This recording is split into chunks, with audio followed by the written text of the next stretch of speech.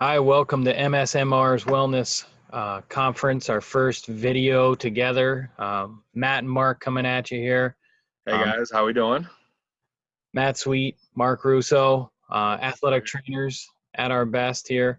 Today we're going to talk about differentiating between pain and soreness.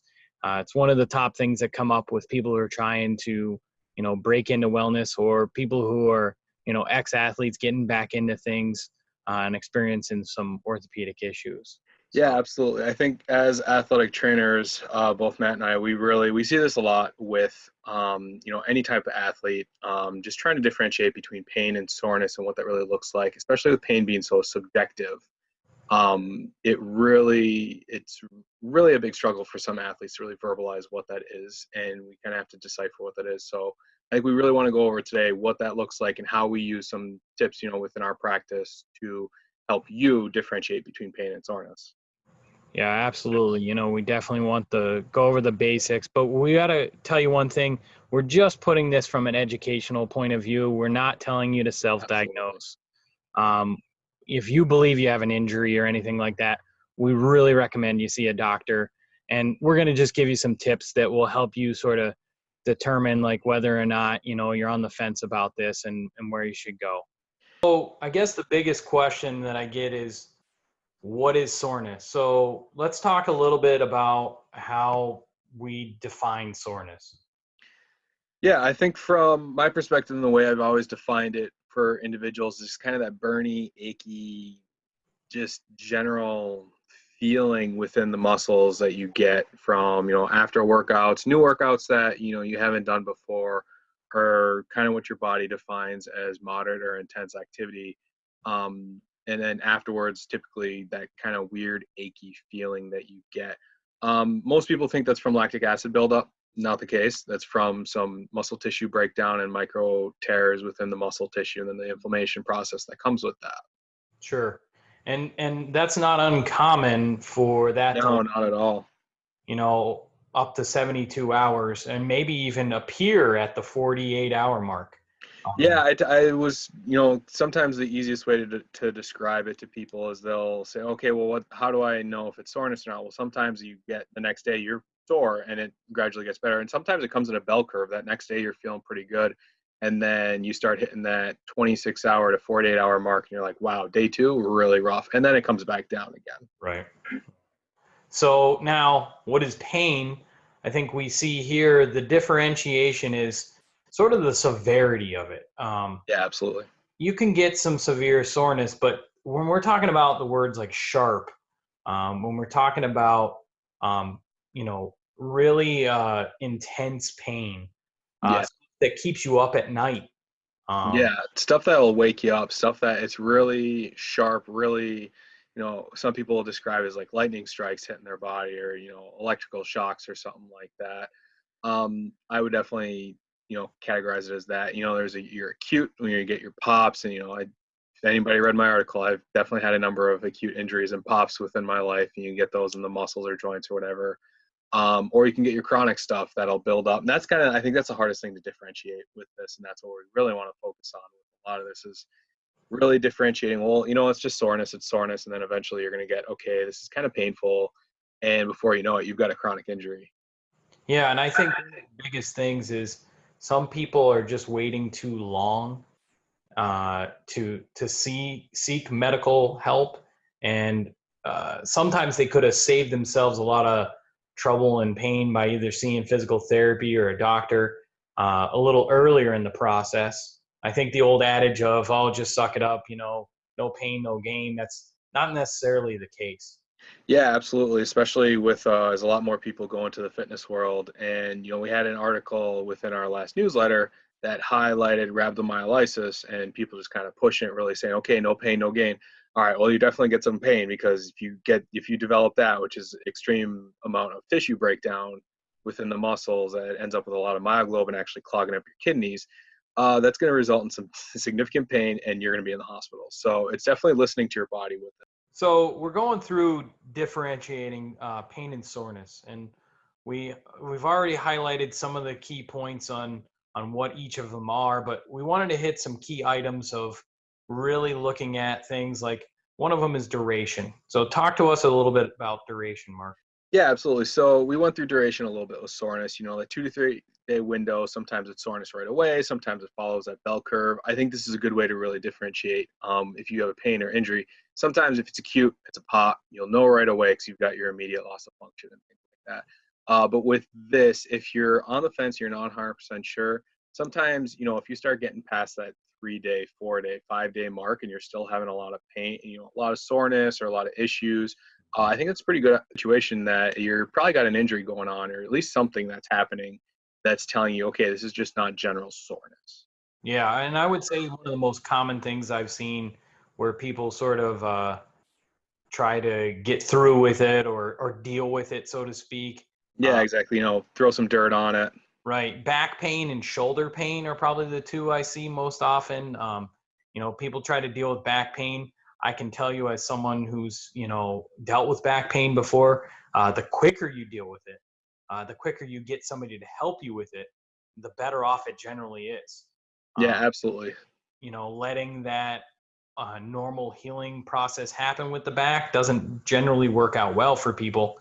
And if you get, medical attention, whether that's going to a physical therapist or going to a physician, both could help with that. Yeah, for sure. So I think the next one we really wanted to highlight is the location of the injury and or soreness, injury, potential injury. Sure. With that, so what would you say about that, Matt? Well, I would say generally, if your joint is actually sore. So when we're talking about the joint, we're talking about shoulders, your hip, your knee, your Hmm. ankle, right? Not muscle bellies and not the tendon that attaches to that area. We're talking about the actual joint. If the joint's sore and really painful, that's generally a good sign of you're something a little more towards pain. Yeah, exactly. And it may not be that acute injury with that pop or something you'll get in a muscle belly, but definitely if you're telling somebody, oh yeah, my knees are pretty sore after that exercise, that's a good sign that it's not just general soreness. That's a good sign that you've got some chronic problems that got some biomechanical or some stability issues that need to get corrected. Right. And I think the biggest thing we find in our last key item is better or worse. Like, what makes it better? What makes it worse? Oh, Talk for a sure. little bit about that. Yeah, it can help in anything. And kind of when we say when in doubt, you can ice it. That's going to help with your pain management, your soreness management, things like that. I think that'll definitely make either of them better. I would say definitely light movement, and that's where you can use this as a little differentiation. Light movement with soreness is going to definitely help. It's going to make you feel better. Movement can be recovery in certain situations, especially with soreness. If you're adding in some movements and you're definitely feeling a lot more pain, or it's not getting better, or whatever it may be, that's a good sign that it's probably an injury of some sort. And one of the biggest things would be, I noticed that if you wake up in the morning with it, you're pretty sore, but you get moving around and you're feeling a lot better. That's probably a good indication that it's more soreness as opposed Hmm. to pain. But pain generally is going to be there, especially when you're trying to go to sleep, and especially, daily. It doesn't really subside a whole lot. Oh, absolutely. And that's with these differentiation keys, where you're usually saying, what's your action plan when you find one of these, one or two or all three, that are saying, okay, this is actually ticking off as a pain or an injury situation. Yeah, that's time to go see the doctor. That's time to go give your doctor a call and say, hey, I need to get in. I need to get this checked out.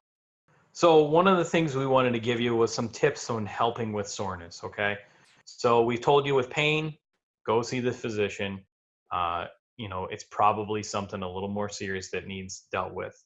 But our first key item is ice versus heat. So what do you do? What do you tell your clients and stuff like that? Yeah, I think it's the number one question that I get between from people is, when do I ice? When do I heat? Is ice good for this? Is heat good for that? Blah blah blah. And there's some general rules that you can kind of follow. So ice at first 48 hours can't go wrong. Pain management is going to help with that and everything like that.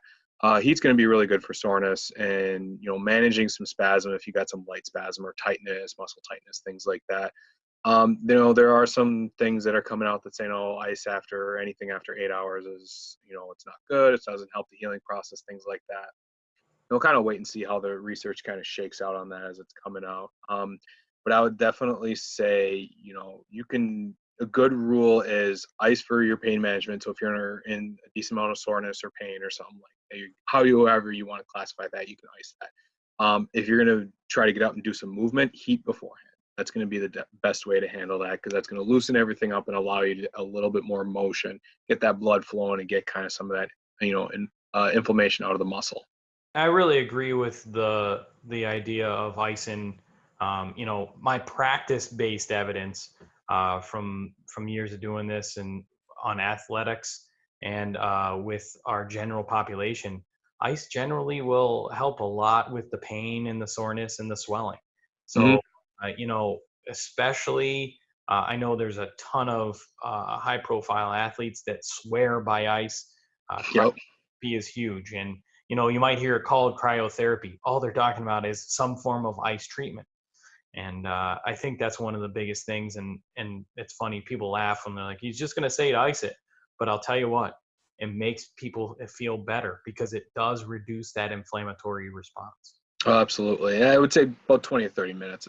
That's what you're really looking for. If you're icing for 5, 10 minutes, you're not getting the response that your body needs to actually take care of that. So at least 20 minutes, 30 would be good.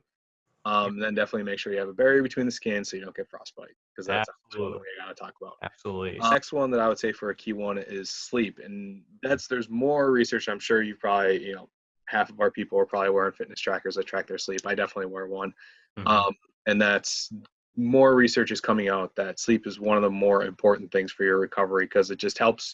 It's your body's way of naturally recovering, kind of shutting everything down, let your body rest and recover and do all that. So definitely you got to plan for a good night's sleep. Would you agree with kind of that thought process as it's coming here? I know it's difficult to get to sleep in America nowadays. Most people are thinking, 6 hours is good enough. Absolutely. We're friends with a lot of our ex-athletes that are out there, and back when they were in college, getting 4 hours of sleep was acceptable and they could recover. But frankly, you get over that age of 25 into your 30s and so on, you really need that sleep, and it's restful sleep. I think Yeah, that's what absolutely. is. If you're waking up after 6 to 8 hours and you're still sore, you got to start to wonder, am I getting restful sleep? Hmm. um, and I think that's one of the things we talked about. We could definitely do a bigger dive into that, if people were more interested, because I think that's one of the avenues you're going to see more often. um, Absolutely. There's a lot more coming out. There's a lot more products coming out. And there's actually a lot more. Another article that came out that people are kind of getting addicted to tracking their sleep, and it's actually making their sleep worse. So, yeah, that's a good one. That, it's always good to take it to the extreme on the other end. yeah. So yeah. Well, people always ask me about stretching, when should I do it? I'm a big fan of stretching at the end of exercise and Hmm. before bed. You believe it or not, it tends to work a little bit better in reducing your soreness. Hmm. All my post-operative patients, I would definitely tell that to, stretching before you go to bed, because then that way you're not going in with the muscles already tightened and then putting yourself in a very tightened position, because nobody sleeps super stretched out. Uh, No, absolutely not. Especially with the ankle, as we highlighted in our Achilles article, is the ankle is always in that pointing direction. So if you're having some lower body tightness, or you want to avoid a calf cramp in the middle of the night, definitely stretch that out a little bit, and that can, help loosen up your muscles. Last one I would look at is nutrition. I think this is one that we would probably want to bring in a couple experts for some deeper dives, but just some basic advice that we would want to, hand out is balanced diet, alcohol, avoid the alcohol after exercise. I know that's a big one for everybody. You finish the race and start chugging a beer. Maybe that might be good for one, but definitely cut it back a little bit. What else would you recommend with that? well, I'm a big believer of trying to, add some protein to the diet. Hmm. We're a big carb society, and protein is the muscle builder. No, you don't need to have tons of protein shakes or supplements and stuff like that, but adding adequate protein, some chicken, um, some red meat in moderation would be okay. Um, Absolutely. Even nuts and so forth would be as good as well. But Yeah, good. avoiding those fatty foods, that's going to be Mhm. huge. Yeah, absolutely. You know, just because we say go find some protein, that doesn't mean you go over to McDonald's and slam a couple Big Macs and call it good. Yep. That's definitely not going to get the job done for what you're looking for.